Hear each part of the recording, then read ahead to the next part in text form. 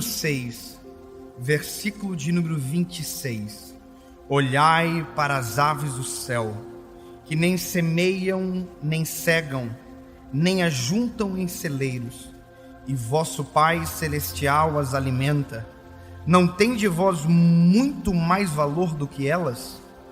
E qual de vós poderá com todos os seus cuidados acrescentar um côvado à sua estatura? E quanto ao vestido, por que andais solícitos? Olhai para os lírios do campo, como eles crescem, não trabalham, nem fiam. E eu vos digo que nem mesmo Salomão, em toda a sua glória, se vestiu como qualquer deles. Pois se Deus assim veste a erva do campo, que hoje existe e amanhã desaparece, não vos vestirá muito mais a vós, homens de pouca fé? Não andeis inquietos, dizendo: que comeremos, ou que beberemos, ou com que vestiremos? Eu vou parar.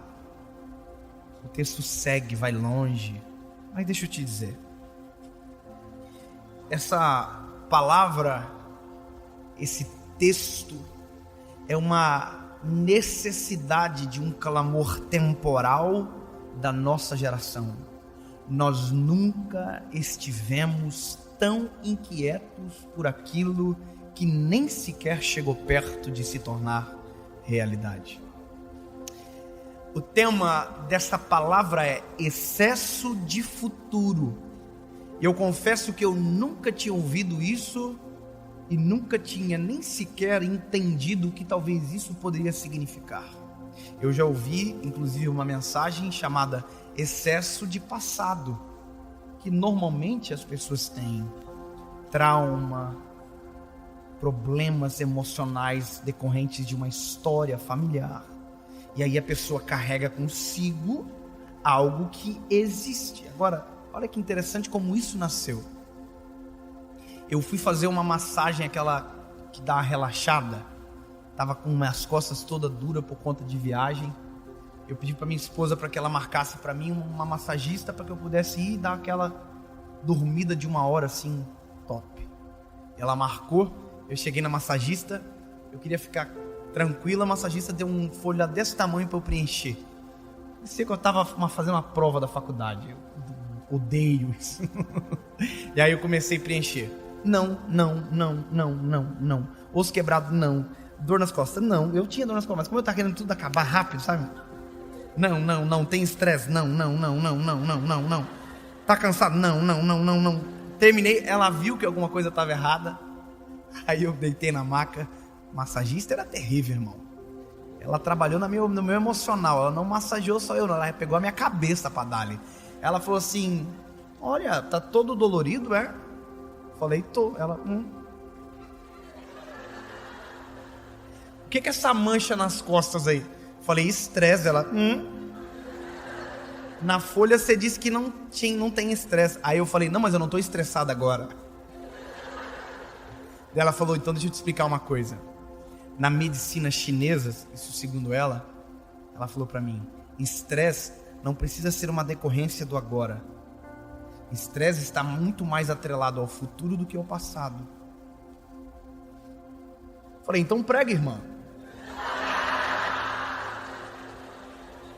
Ela falou: estresse é excesso de futuro. Irmão, perante Deus, a minha vontade, ela falou assim: querida, tá ótima a massagem, deixa eu vazar que eu tenho que construir uma mensagem agora. Excesso de futuro. Olha eu caindo de novo. Meu lindo, vive o presente. O futuro deixa quando ele se tornar presente. Agora, qual é a nossa dificuldade? Respeitar as estações.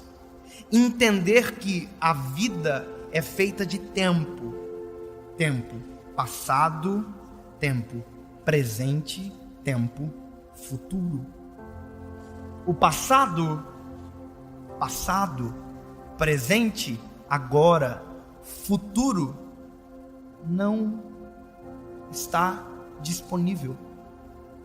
Provérbios 27, o homem mais inteligente que Deus deu sabedoria, Salomão, ele diz: não presumas o dia de amanhã, pois não sabes o que ele trará. Sabe por que a maioria das pessoas tem insônia? Não é pelo dia que passou, é pelo dia que ainda vai nascer. Sabe por que muita gente está em crise no casamento? Não é pelo que aconteceu, é pelo medo do que pode acontecer. Está cheio de gente vivendo o maior caos na sua vida, porque está muito mais preocupado com o que vai acontecer do que a realidade que já está posta. Aliás, tem gente morrendo no presente e pensando que vai chegar vivo no futuro. Gostei dessa, hein? Foi boa, tô tipo a massagista agora, profundo. Mas olha, parece simples, mas a gente precisa tratar o nosso coração. Quando Jesus está dizendo isso, ele está dizendo: olha para as aves do céu, olha para elas. Aí parece que eu vejo alguém dizer assim: não tenho tempo, tem muita coisa para fazer. Não, olha para as aves do céu, elas não trabalham, e você nunca viu uma ave morrer de fome. Olha para os lírios do campo, não tem nenhum estilista, não tem uma azara perto, mesmo assim são lindas, porque o Senhor as veste. Aí o Senhor apresenta e diz: por que vocês estão preocupados? Se eu visto os lírios do campo, se eu alimento as aves do céu, quanto mais vocês, homem de pouca fé. Ele está dizendo: lindo, deixa que o amanhã eu cuido. Você nunca vai ver um passarinho morrer de depressão, você nunca vai ver uma flor angustiada. Eu vou te dizer por quê. Porque eles respeitam o tempo e as estações. Eu construí um jardinzinho na minha casa lá na frente. Eu coloquei uns negócios lá, uns matinhos lá, que deu um bicharedo de lagarta. Deu uma peste, começou a comer tudo comia. Eu falei: tinha que matar, tirar tudo. E aí eu pedi: eu quero flor, quero tudo colorido, quero coisa chique assim, aquela flor top. E aí, irmão, o jardineiro foi, plantou, e eu não vi plantar. No outro dia eu cheguei e tinha só uns matos verdes assim, comprido. Falei: eu pedi flor. Mas é flor, só que você ainda não vê. Mas por que não? Tem que ter flor. Não, é porque flor só nasce na temporada certa. O problema é se nascer antes. Se nascer antes, morre antes também. Falei: não pode, porque até agora Jesus está querendo, até no meu jardim vai virar mensagem. Irmão, eu passava uma semana inteira, toda vez que eu passei eu olhava para aqueles matos verdes. Olhava: quando é que vai nascer flor nesse negócio? Meu Deus do céu. E preocupado, porque eu queria que ficasse bonito logo, para tirar aquela coisa. Tava só um verdão, parecia uma coisa estranha.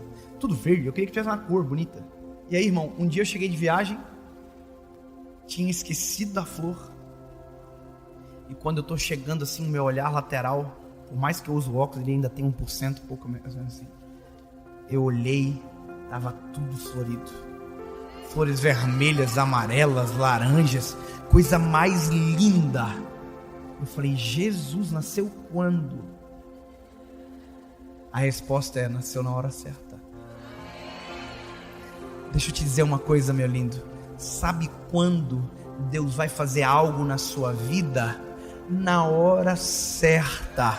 Não é quando você acha ser melhor, não é o dia que você pensa ser um... Não.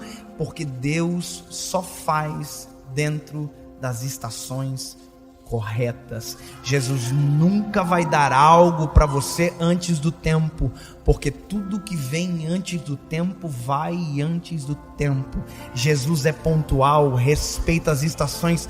Foi Ele que inventou a primavera, o outono, o inverno. Foi Ele que inventou as estações.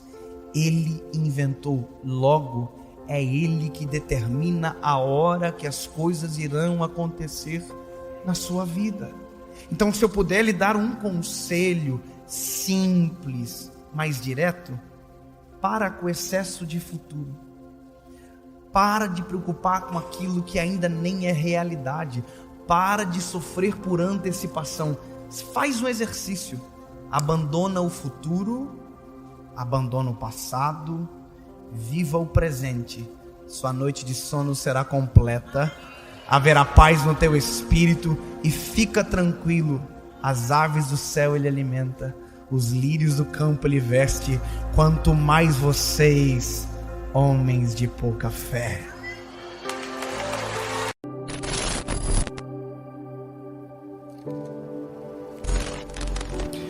Evangelho de Jesus, conforme escreveu Mateus, capítulo de número 8, verso de número 2.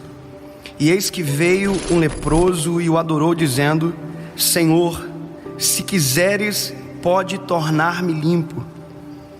E Jesus, estendendo as mãos, tocou, dizendo: Quero, ser limpo. E logo ficou purificado toda a lepra. Quando o Senhor colocou essa palavra no meu coração, quando eu entendi a verdade desse texto, a primeira coisa, o primeiro sentimento que talvez me moveu mais foi descobrir a realidade dessa doença no tempo que ela é contada. Todos vocês sabem, eu acredito que sim, mas hoje a lepra, ela tem cura. Ninguém a princípio morre de algo que tem cura. Quando é descoberta a cura de qualquer doença, a primeira coisa é feito o levantamento de todos aqueles que possuem a doença, e a cura é administrada para que a pessoa receba, ou seja, o medicamento é administrado.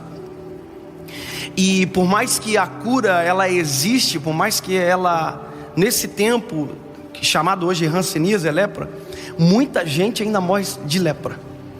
E a morte de lepra ocorre porque o tratamento é ignorado, ou lugares ermos onde o médico não chega, onde o tratamento não chega. Essas pessoas morrem simplesmente porque o médico não chegou lá. Então, a primeira coisa que nós entendemos é que é possível morrer de algo que tem cura. E a nossa geração é a geração que morre por coisas que tem cura. Então, quando a gente olha para esse texto da palavra, a gente vê alguém que iria morrer de qualquer jeito, que para ele não existia cura. Aliás, afinal de contas, a lepra era uma doença social e quem tinha morria aos poucos. E eu não sei vocês, mas eu penso que pior do que morrer é saber o dia e saber o porquê. Então, quem tinha lepra, quando chegava com esse resultado para ele já sabia que ia morrer porque não tinha cura. Então, a primeira coisa que o leproso recebia era um atestado de morte, que ele tinha que sair da cidade, ele tinha que ir embora, não podia tocar em nada. Eu fico imaginando a cena quando alguém recebia o atestado de lepra. Ele tinha que ir para casa, ele tinha que entrar na casa dele e falar: mãe, não me toca, porque se você me tocar, vocês vão ficar leprosos. Então o leproso não tocava em nada, ele não tocava em mais ninguém, ele perdia aquilo que nós seres humanos mais amamos, que é o toque. Aliás, uma das linguagens do amor é o toque físico. Tem pessoas que se sentem amadas quando são tocadas, abraçadas. Então, a realidade da lepra naquele tempo, ele é um pouco diferente da nossa. Naquela época não tem cura, e hoje tem, mas a gente sabe que ainda tem gente que morre, mesmo sabendo que tem cura. Quando eu descobri esse texto, quando eu li esse milagre de Jesus, eu fui descobrindo outros leprosos que a Bíblia conta. E um dos leprosos que a Bíblia conta, ele é um chefe do exército do rei da Síria. Ele é um homem respeitado, ele é um homem valente, o nome dele é Naamã. E a Bíblia diz que ele é tudo isso, porém leproso. Ele consegue administrar e ter todos os cargos, ele é chefe do exército, ele é um homem valente, ele tem tudo, porém ele tem lepra. Se você ler esse texto junto com o que eu acabei de ler, você vai descobrir que os dois são leprosos, mas os dois reagem à doença de maneira diferente. O primeiro, que é leproso, a princípio dá a entender que ninguém sabe, porque ele continua sendo chefe do exército, ele continua sendo respeitado pelos senhores que estavam acima dele, pelo povo que estava abaixo. Ou seja, ele permanece como alguém que não tivesse nada. É como se tivesse alguém que ignorasse aquilo que tinha. Só que ignorar ter lepra era assumir o risco de contaminar quem andava junto. Assumir o risco de ter lepra e não dizer que tem lepra era assumir o risco de adoecer e de uma outra forma matar quem estava junto.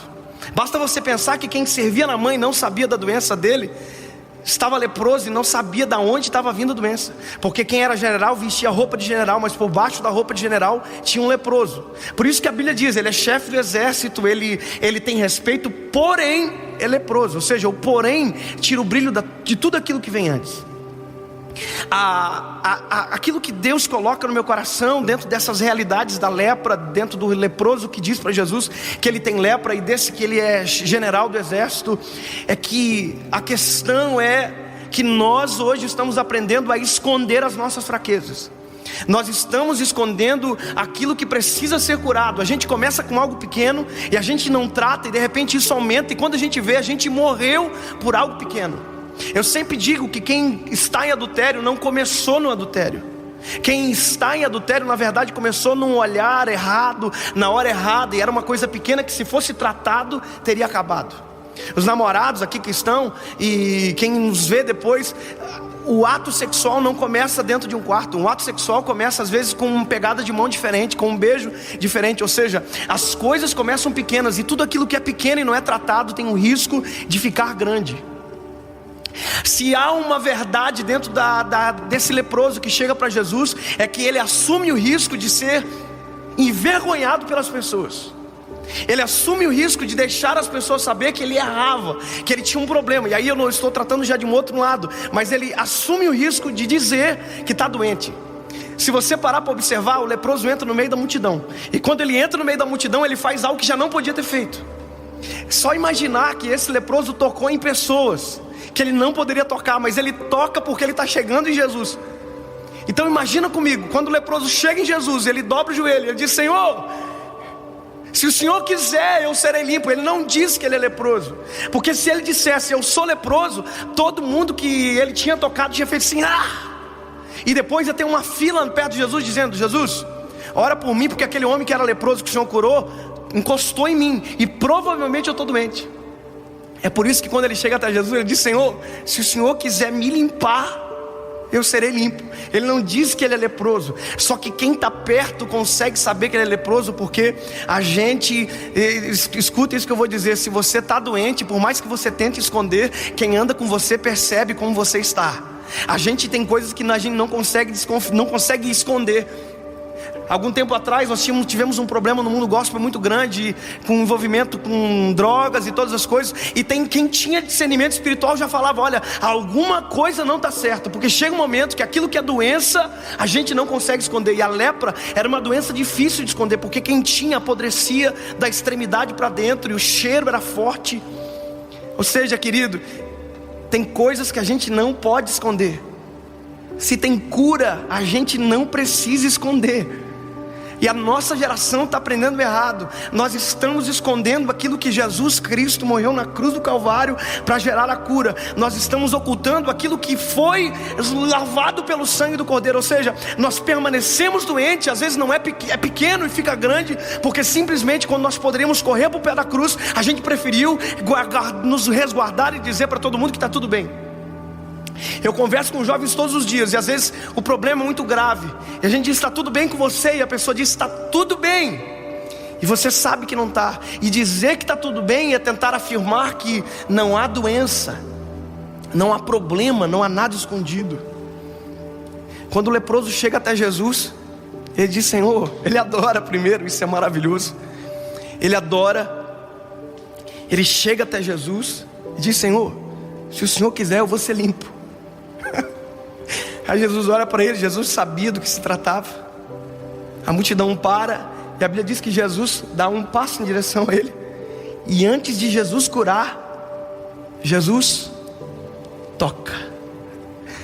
Eu não sei se você entende a realidade disso que está acontecendo. Jesus está quebrando o paradigma da doença. Ninguém toca no leproso, porque se tocar no leproso fica leproso. Aí Jesus, antes de curar, toca. Parece que eu vejo Pedro, que era o mais bocudo, dizendo: ei, o senhor fez errado, o senhor está doente agora, o senhor vai morrer. E a Bíblia diz que ele não morreu de lepra, ele morreu de amor na cruz do Calvário. E ele morreu para que nós não morrêssemos de qualquer coisa, mas se for para morrer, que seja de amor. E foi por isso que ele morreu na cruz do Calvário. A realidade do toque de Jesus era dizer: ei, eu não sou alabaxá, Eu não sou o alvo da doença que vocês têm, eu sou a cura da doença que vocês têm. E Jesus tocou, e quando Jesus tocou, ele disse: eu quero. E no mesmo instante o leproso foi limpo. Eu quero dizer para você que se há algo que adoece você por dentro, se há uma depressão, se há um sentimento de suicídio, se há qualquer coisa que tenha arrebentado você, corre para os pés daquele que pode tocar em você, daquele que pode curar você e mudar a realidade da sua vida. Ele não morreu de lepra, ele morreu de amor. Se qualquer fariseu pegar essa palavra e vai dizer: eu acho que eu sei do que Jesus, porque ele foi para a cruz. Ele foi para a cruz porque estava doente. Não, ele foi para a cruz simplesmente porque ele foi amor até o final. Ele amou a gente. Não precisa morrer por algo que já tem cura na cruz do Calvário. A gente não precisa mais esconder aquilo que ele trouxe à tona com o sangue escorrido no madeiro. A cura